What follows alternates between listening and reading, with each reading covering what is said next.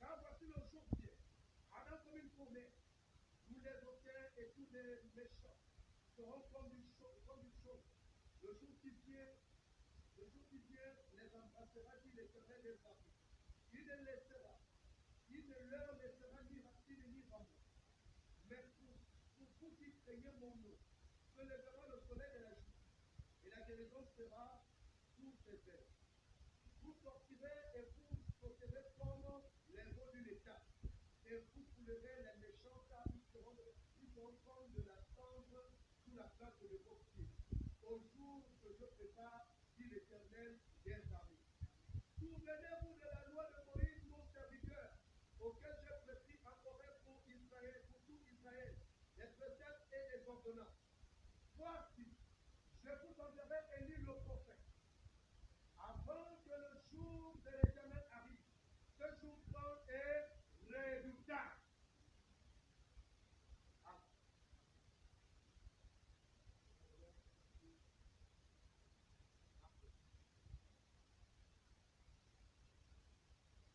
C'était pendant les réunions de réveil. Et je peux, comme je suis à l'instant et là, prêcher de part et d'autre, ayant des puissants moments de réveil, dont il y avait comme suite des guérisons, des miracles instantanés. Amen. Il y avait des surnaturels qui se manifestaient tout le temps pendant ces réunions de réveil. Et donc la foule était là pendant 3 jours. La foule avait écouté le temps de réveil pendant 3 jours. C'était réveil sur réveil, réveil sur réveil, réveil sur réveil, réveil sur réveil. Amen. Que Jésus nous accorde de tels réveils, qui nous amènera des réveils sur réveil, réveil sur réveil, réveil sur réveil, qui nous amènera à être toujours en réveil. Car ce dont nos âmes ont besoin aujourd'hui, c'est du réveil de Malachie chapitre 4. Ce dont nos âmes ont besoin aujourd'hui, c'est d'une bonne préparation à l'ancienne mode. Amen, amen. Alors le peuple avait fait 3 jours de réveil. Mais voici le 3e jour étant arrivé, le peuple était déjà affamé. Il y avait déjà la faim. Jésus ne savait comment faire. Est-ce qu'il faut les chasser? Si je les chassais, beaucoup devaient mourir même en chemin. Parce qu'ils ont fait 3 jours de réveil et ils étaient déjà fatigués. Ils n'avaient plus de quoi manger et ils n'avaient plus de force. Il fallait maintenant les fortifier physiquement. Amen. Oh, je pouvais voir les 5000 personnes là assis au pied de Jésus, attendre que Jésus apporte encore quelque chose de nouveau. Je pouvais voir ces 5000 personnes. Ils croyaient en Jésus. Ils savaient que même s'ils n'avaient pas, quelque chose pouvait sortir.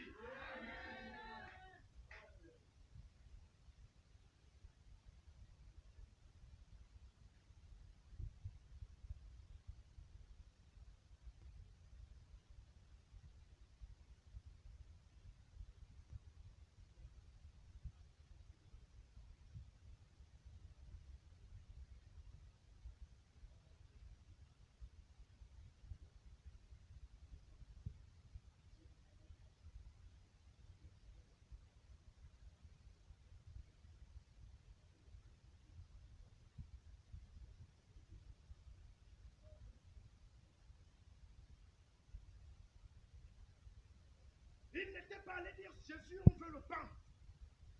Jésus, on veut manger. Il n'était pas allé demander à manger. C'est Jésus ému de compassion. C'était un brebis autour et un brebis attroupé et autour de leur berger. Il savait que tout les viendra de leur berger.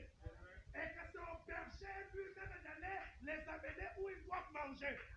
Et il s'appuyait simplement sur le berger. Est-ce que les gens ce matin peuvent s'appuyer sur le berger? Ne vous inquiétez pas de quoi manger. Ne vous inquiétez pas de quoi boire. Appuyez-vous seulement sur le berger. Qui dit, mais comment je vais vivre la parole alors que ma pasteur dans les livres est à l'encontre de la parole? Arrête de te préoccuper. Oh, maintenant, mon père a dit, paye ma maison. Arrête de te préoccuper. Tu es une brebis de Dieu.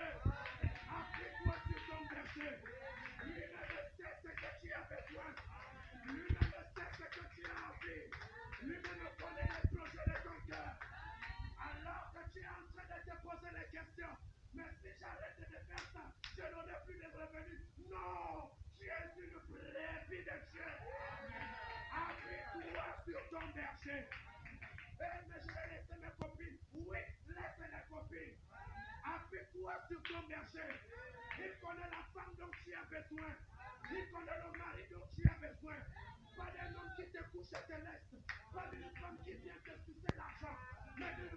qui va t'aimer.